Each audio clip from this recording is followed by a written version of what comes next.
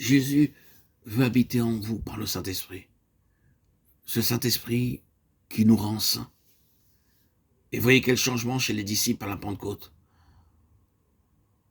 Ayant reçu le Saint-Esprit, voyez maintenant avec quelle hardiesse il parle en présence de ceux qui le menacent de mort.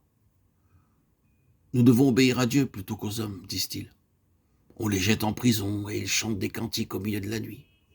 Oh, quel merveilleux changement le Saint-Esprit a apporté dans leur vie. Qu'est-ce que cela doit nous enseigner? Nous parlons très souvent de notre propre vie et de la vie selon l'Esprit. Avez-vous dit à Dieu, peut-être l'avez-vous dit souvent, « Seigneur, comment puis-je être délivré de mon moi ?» Eh bien, cela vous a-t-il été révélé?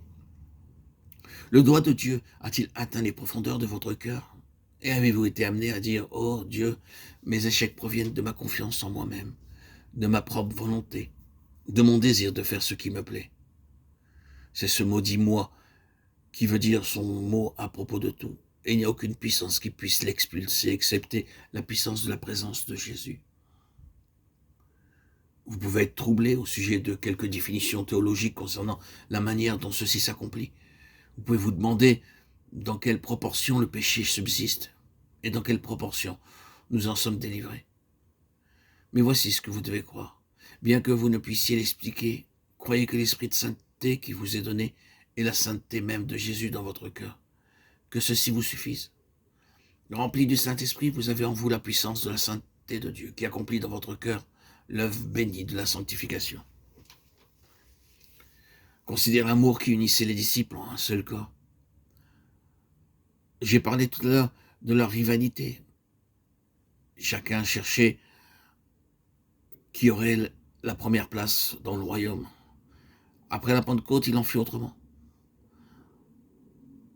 Auparavant, ils s'étaient montrés égoïstes. Souvent, ils avaient manqué d'amour. Mais une fois venue la Pentecôte, le Saint-Esprit vint et il les unit en un seul corps. Et ils eurent conscience qu'ils étaient membres de Christ. Et ils s'aimèrent les uns les autres, de sorte qu'ils accomplirent des choses dont on n'avait jamais entendu parler auparavant.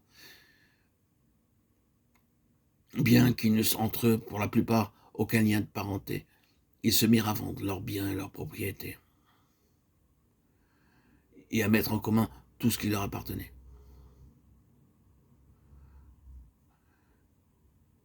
Pour la plupart d'entre eux, il y avait Jacques et Jean qui étaient frères, de même Pierre et André. Donc, ils mirent tout en commun.